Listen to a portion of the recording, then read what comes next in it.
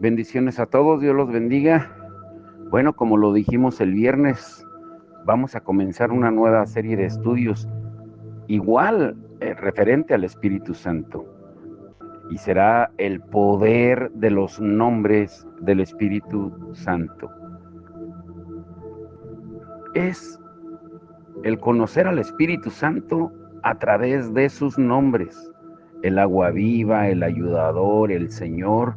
Muchos creyentes anhelan una comprensión más clara del Espíritu Santo y del rol que desempeña en nuestra relación con Dios.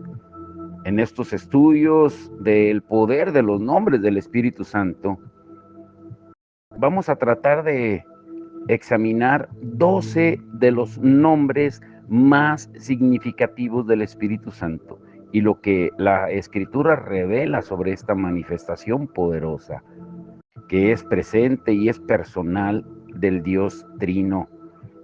Y a medida que vayamos escuchando y estudiando, vamos a tener una visión reveladora de cómo el Espíritu se mueve en el corazón de los creyentes y aprenderemos cómo su morada en nosotros fortalece nuestra fe de una manera extraordinaria.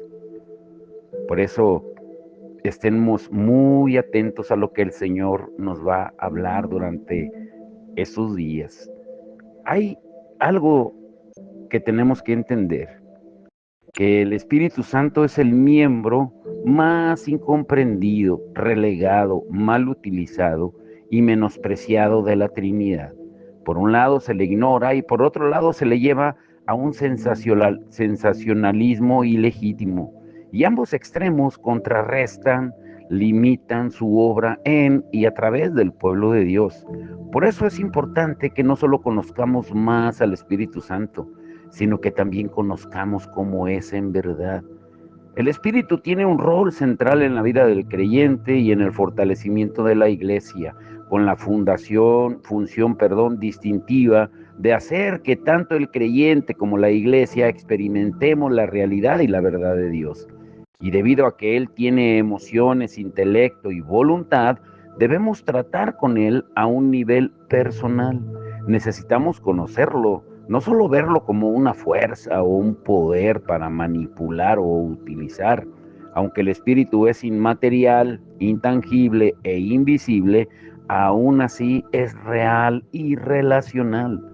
Y al igual que con los otros dos miembros de la Trinidad, una de las mejores maneras de comprender, apreciar y beneficiarse de la persona del Espíritu Santo es estudiar los nombres y las descripciones de los atributos aplicados a Él en las Escrituras, porque explican cómo Él vive esos roles en nosotros, a través de nosotros y para nosotros. El primer nombre que vamos a estudiar, el Espíritu Santo como ayudador. ¿Por qué es importante entenderlo?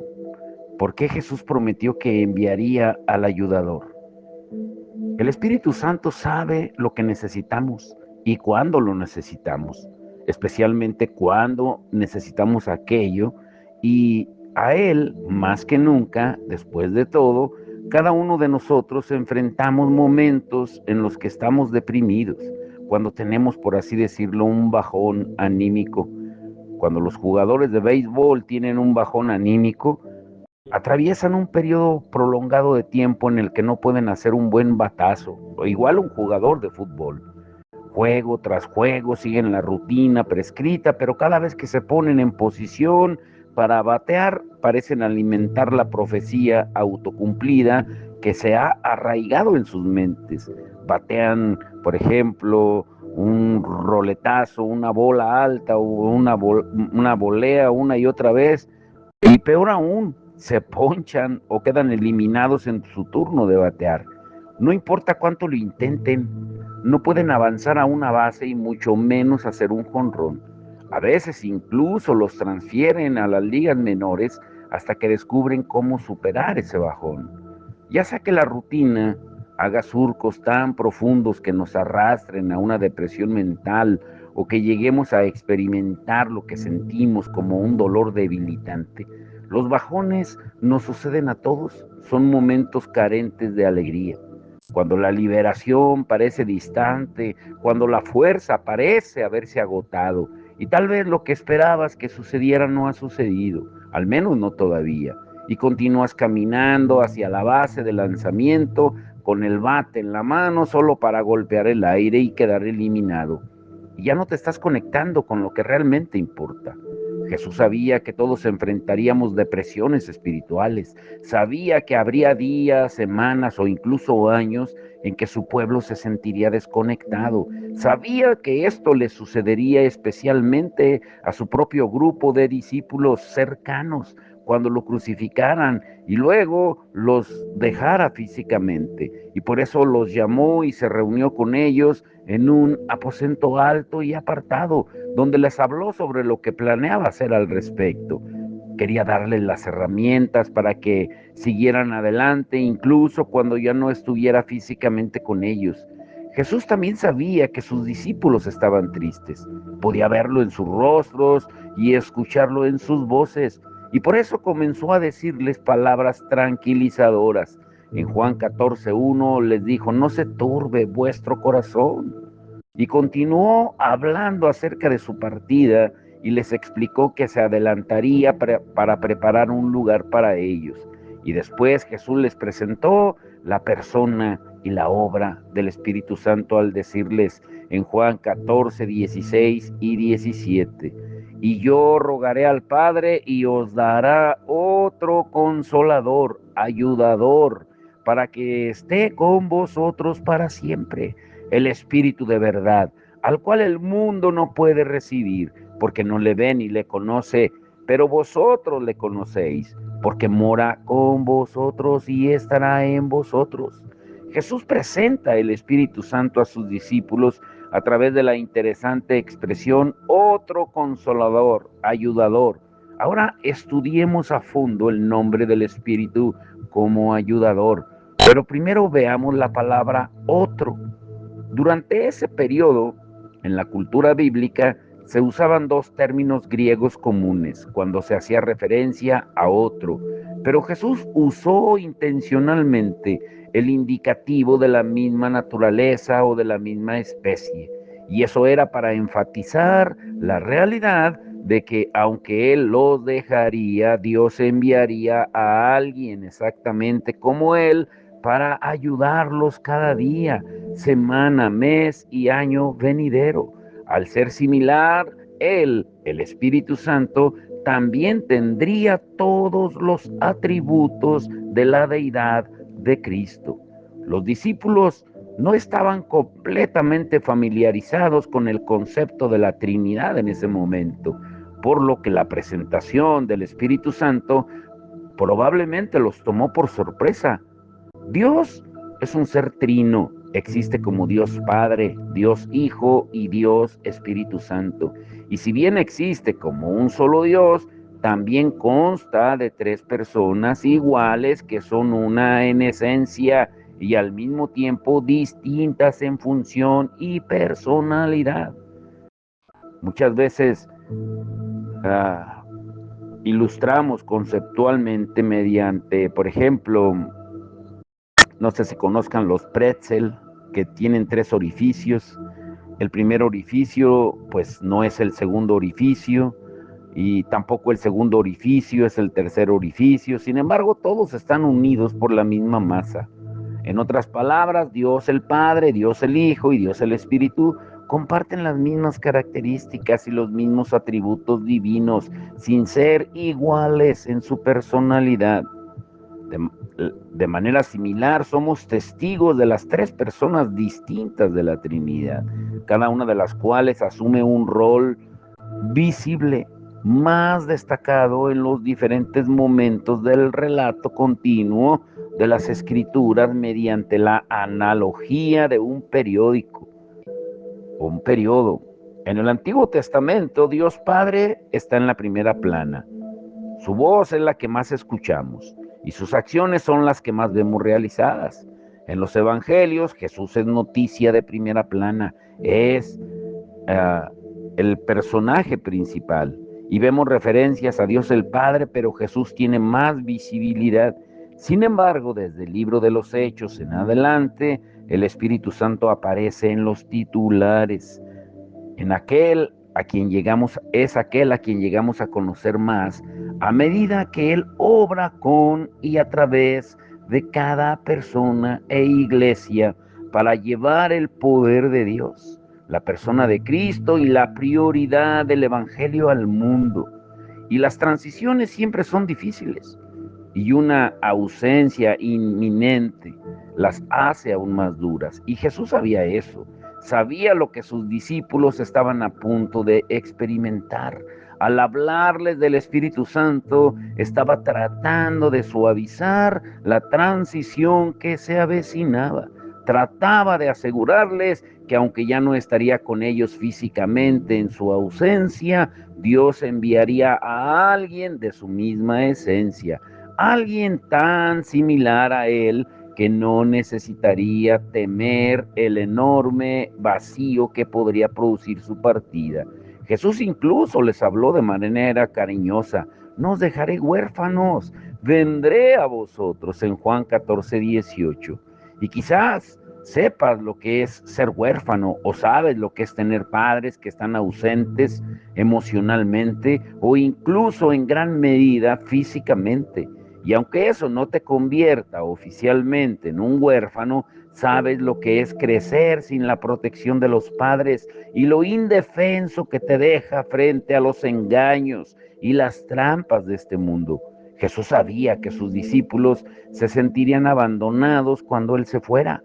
Se sentirían como si hubieran perdido a un padre, a un entrenador o a un líder, pero quería que supieran que no iba a dejarlos solos en este mundo malvado, enfermo y pecaminoso.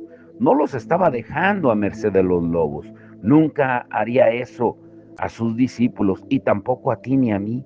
Más bien nos dejó a todos en las manos idóneas y el corazón sensible del Espíritu Santo.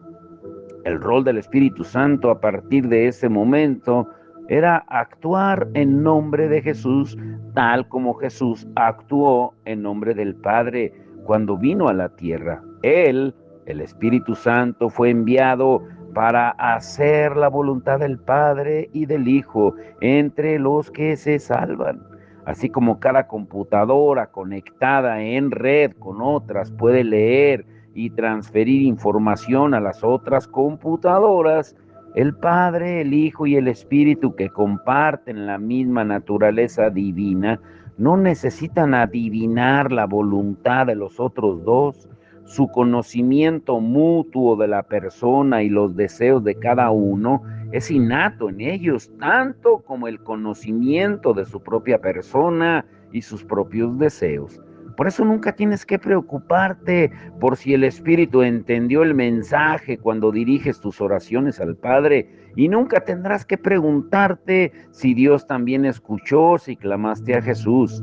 El Dios Trino está tan interconectado que los tres operan sincronizados en todo momento.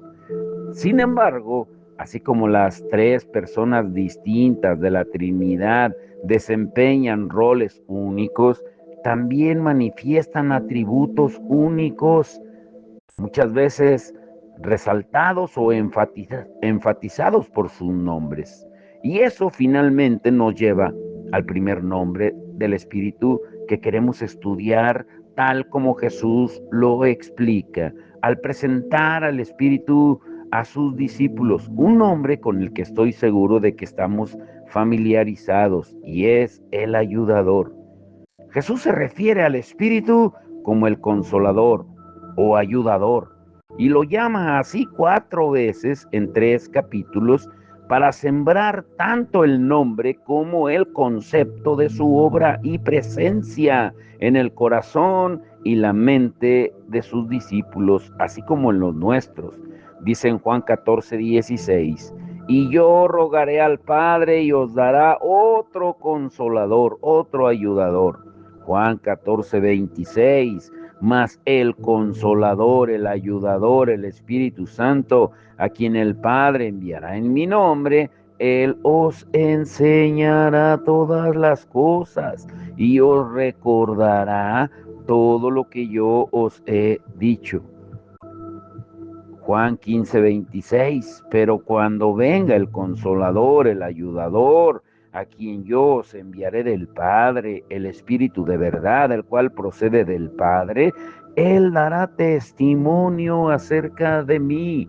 Y Juan 16:7, pero yo os digo la verdad, os conviene que yo me vaya, porque si no me fuera, el Consolador, el Ayudador, no vendría a vosotros, mas si me fuere, os lo enviaré. Una y otra vez leemos que el rol del Espíritu Santo es el de ayudar. La palabra original en griego es parakletos.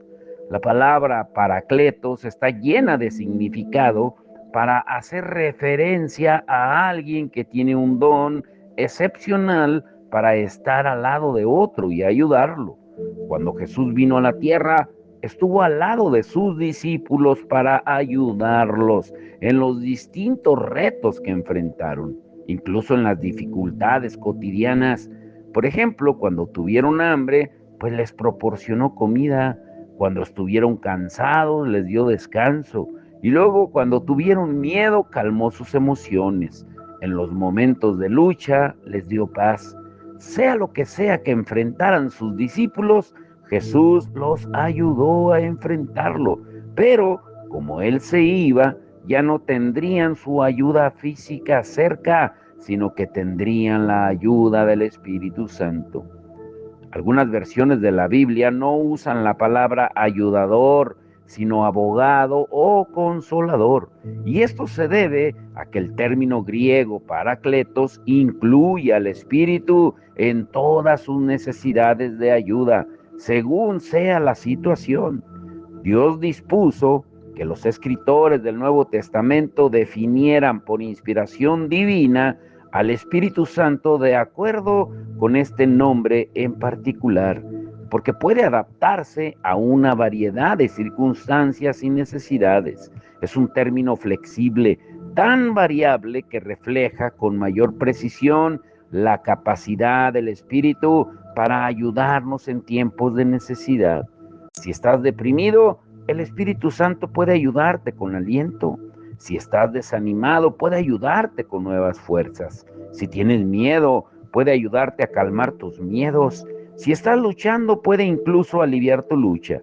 Y si estás solo, el Espíritu Santo puede ser tu amigo.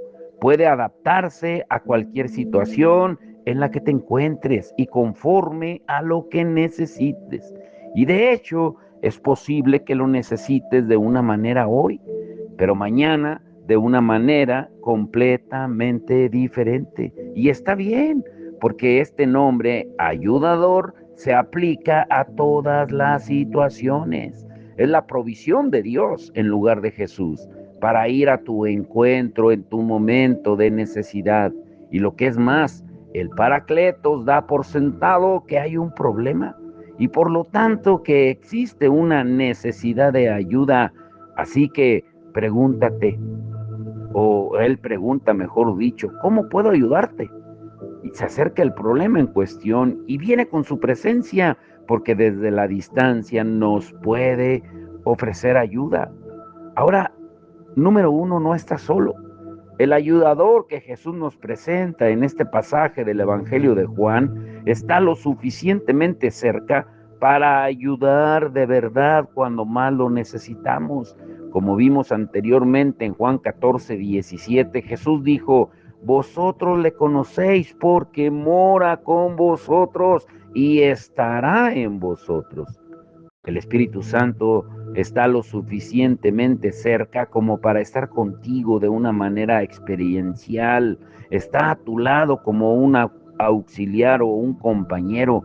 Y no solo eso, sino que además está en ti. Esto significa que el Espíritu Santo camina a tu lado y al mismo tiempo hace su morada dentro de ti. Y si bien puedes sentirte solo, a veces en tu vida esta realidad de la cercanía del Espíritu Santo, tanto cerca como dentro de ti, significa que nunca estás realmente solo. Satanás quisiera que te olvidaras de eso. Le gustaría que te sintieras aislado y sin ayuda. Y cuando te sientes así, es fácil rendirte y perder la esperanza. Pero cuando recuerdas la cercanía de la ayuda que Dios te ha dado, sabes que puedes superar cualquier cosa que la vida te depare. Sin ninguna duda, no estás solo. Como cristiano, nunca has estado solo. Desde el momento en que aceptaste a Jesucristo como tu Salvador para perdón de tus pecados, tienes la compañía del Espíritu Santo tanto externa como interna. La razón por la que Él está presente en ambas áreas es que según la situación, puedes necesitar ayuda en ambas áreas de tu vida al mismo tiempo, ya sea que estés enfrentando algo en tus circunstancias externas o, o estés luchando con pensamientos o emociones internas. El Espíritu Santo se ha posicionado para estar disponible cuando y donde más lo necesites. Número 2, el ayudador es un consolador y un abogado. Ya vimos o mencionamos dos formas de ayuda espiritual que nos ofrece el Espíritu Santo.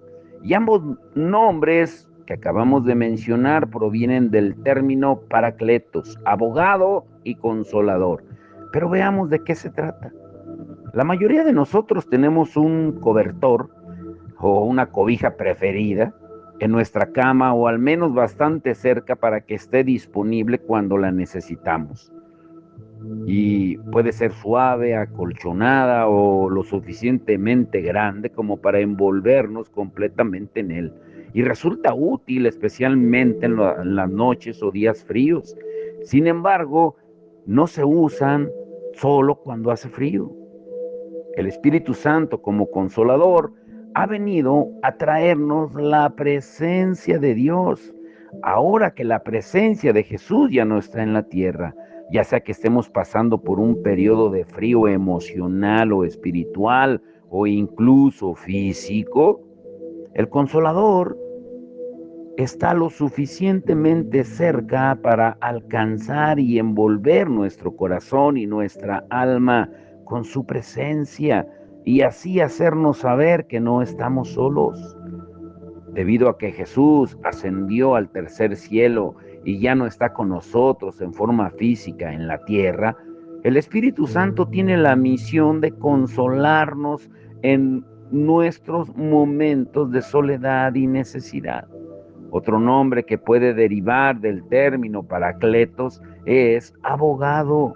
Un abogado es aquel que defiende tu caso, similar a lo que hace un abogado defensor en un tribunal. Cuando el Espíritu Santo se manifiesta como abogado en tu vida, viene con la capacidad de defenderte cuando se hacen acusaciones en tu contra. Está ahí como tu abogado. Cuando las situaciones o circunstancias que Satanás provoca tienen como objetivo destruirte. Los abogados legales siempre ingresan a un sistema legal para intervenir en nombre de aquellos a quienes representan. Y el Espíritu Santo no es diferente. Como abogado interviene por nosotros cuando necesitamos que Él haga precisamente eso. Ahora, número 3, la naturaleza del Espíritu. Como descubriremos a lo largo de los estudios, el Espíritu Santo puede intervenir de distintas maneras porque es un ser inmaterial. Jesús vino a la tierra como un ser material y físico. Mientras estuvo aquí, podía ir solo a ciertos lugares y hacer solo ciertas cosas debido a las limitaciones físicas. Sin embargo, debido a que el Espíritu Santo no es material, puede estar en todos los lugares al mismo tiempo. Te puede estar ayudando al mismo tiempo que me está ayudando a mí. Te puede estar hablando al mismo tiempo que me está hablando a mí. Te puede estar defendiendo al mismo tiempo que me está defendiendo a mí. El Espíritu Santo como una de las personas de la Trinidad no es una cosa, no es solo un poder, una fuerza activa para encender y usar, aunque luego veremos que el poder es uno de sus atributos. Es una persona presente tanto al lado nuestro como dentro de nosotros. Y como persona desea que nos relacionemos con Él tanto como cualquier otra persona quisiera que nos relacionáramos con ella. Y también tiene intelecto, emoción y voluntad. No es un robot al que puedes presionar un botón y te obedece. No es una inteligencia artificial. El Espíritu Santo es un ser relacional, formado de una esencia inmaterial para morar junto a ti y en ti a lo largo de tu vida. Una de las razones por las que no somos testigos de su ayuda tanto como podríamos serlo es que lo hemos relegado a un estado robótico. Lo hemos visto como algo para usar, no como alguien para conocer. Si alguien solo quiere usarte y no muestra un interés claro por ti, sabes que tu corazón se aleja de él y no quieres ayudarlo. Sin embargo, así es a menudo como nos relacionamos con el Espíritu Santo. Analizaremos cómo afecta eso su capacidad de ayudarnos en otro estudio, pero lo que queremos enfatizar aquí es que con demasiada frecuencia los creyentes solo quieren usarlo a su antojo, y a menos que tú y yo realmente entendamos y descubramos cómo relacionarnos con el Espíritu y comprometernos con Él, nunca experimentaremos plenamente los beneficios que Él pone a nuestra disposición. El Espíritu Santo puede hacer mucho, puede guiarnos, puede ayudarnos a orar, trae cosas a nuestra mente y nos ayuda a recordarlas, nos enseña, nos convence, nos fortalece. El Espíritu también escudriña las cosas profundas de Dios y las trae a nuestra conciencia. Y cuando lo hace puede traer pensamientos a nuestra mente que no hubiéramos pensado por nuestra propia cuenta. Puede darnos ideas que jamás se nos hubieran ocurrido. Puede conectarnos con personas que ni siquiera conocíamos o abrir puertas que ni siquiera teníamos la capacidad de tocar. Todo esto sucede cuando aprendemos a andar en el Espíritu como en una relación permanente con Él. Ahora, esta pregunta es muy interesante para concluir. ¿Qué significa permanecer en el Espíritu? El concepto de permanecer lo veremos en un estudio más de una vez y podemos describirlo haciendo una comparación con beber café. Muchos de nosotros solo tenemos una relación de visita con el Espíritu Santo. O sea, lo invocamos solo cuando estamos en problemas.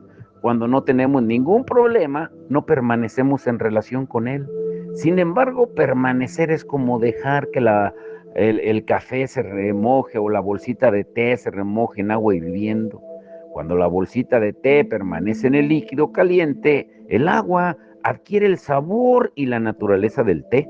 No obstante, cuando alguien solo sumerge su bolsita de té en el agua unos segundos sí y otros no, como muchos de nosotros hacemos en nuestra relación con el espíritu, pues el té no tiene la oportunidad de expresar todo su sabor en el agua. Permanecer en el espíritu significa que andemos con él, significa que él esté involucrado en toda nuestra vida, que estemos relacionados con Él todo el tiempo. Por eso la Biblia nos exhorta a orar sin cesar.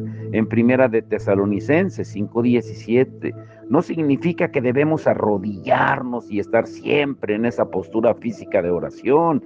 Más bien significa que debemos llevar el Espíritu de Dios a todo lo que hacemos, ya sea que estemos conduciendo, trabajando, comprando, pasando tiempo en familia o en un entretenimiento. Debemos conversar con el Espíritu Santo, orar sin cesar. Debemos hablar con el Espíritu Santo en todo momento. Cuando procedemos de esta manera, mantenemos el canal abierto para escuchar su voz que nos diga a dónde debemos ir, qué debemos decir y cómo y qué decisiones debemos tomar. No importa si se trata de un asunto importante o insignificante. Si te tomas en serio experimentar la obra del Espíritu en cada circunstancia de tu vida, pues entonces debes permanecer intencionalmente con Él. Por eso Gálatas 5:16 señala que debemos andar en el Espíritu Andar es una acción, no una actividad pasiva. Para andar debemos decidir mover las piernas y caminar, decidir en qué dirección iremos. De igual manera, no tratas de relacionarte con el Espíritu con el simple reconocimiento pasivo de su presencia. No, tienes que andar en el Espíritu, tienes que moverte, tienes que decidir relacionarte con Él de manera intencional. Y cuando andas en el Espíritu, pues vas a Dios, así como también de cómo dar participación al Espíritu en nuestra vida, pero todo se reduce a poner peso sobre nuestras piernas espirituales y ejercitar nuestros músculos espirituales. Ahora, desde luego que tus músculos espirituales pueden haberse debilitado durante largos periodos de tiempo sin usarlos, de manera que así como debes ejercitar tus músculos o ligamentos atrofiados o tensos en una terapia física y seguir usándolos, pues debes ejercitar tus músculos espirituales y seguir usándolos. Solo con su uso continuo fortalecerá la conexión de tu espíritu con el Espíritu Santo que Dios ha puesto en ti. Andar no es simplemente dar un solo paso, sino que siempre implica un paso atrás. Andar en el Espíritu no es distinto. No se trata solo de leer un versículo de la Biblia al día para mantener alejado al diablo. Es un movimiento continuo hacia Dios mediante pasos dados para buscar la presencia del Espíritu en tu vida. Y cuando lo hagas, desatarás el poder del Espíritu Santo en ti de una manera que jamás imaginaste. Accederás a la abundancia de todo lo que el Espíritu puede dar mientras continuamos recorriendo estos estudios juntos. Que tu intención diaria sea una búsqueda por conocer al Espíritu y los atributos que irradia. Y no dejes esto para el final o solo para cuando tengas ganas. Haz del conocimiento del Espíritu Santo una prioridad. Permanece en Él. Cuando lo hagas, Él te dará la fuerza, la motivación y el deseo de seguir adelante. Tu relación con el Espíritu Santo es recíproca. Tú con Él y Él contigo. Por eso movámonos hacia el Espíritu y observemos lo que Él hará. Uy, esto está hermoso. Mañana veremos el otro nombre poderoso del Espíritu Santo, cómo está relacionado como paloma. Ya tuvimos un estudio en la iglesia, pero mañana profundizaremos un poco más en eso. Pero vamos a orar. Padre, en el nombre de Jesús, te damos todo el honor y la gloria. Gracias, Señor, por tu amor, tu misericordia. Te damos, Señor, a ti la gloria, Señor, las gracias por ese ayudador, por ese Espíritu Santo que está con nosotros y que tú prometiste que estaría con nosotros hasta el fin del mundo y para siempre. Señor, gracias por esa promesa hermosa y divina. Hoy te rogamos que tú nos ayudes a entenderlo y a ponerlo por obra. Que seas tú glorificándote en todo y por todo, Señor. Y que hoy, Señor, sea un día maravilloso donde tú te glorifiques en todo, Señor. Te damos la gloria, la honra por lo que harás el sábado en esa reunión de matrimonio, Señor. Que traigas con bien a los pastores que vienen de Florida, Señor, y que seas tú organizando todo. Que todo sea para tu gloria. Te damos todo el honor a ti, Señor, en el nombre que es sobre todo nombre, el nombre de nuestro Señor Jesucristo. Amén y amén.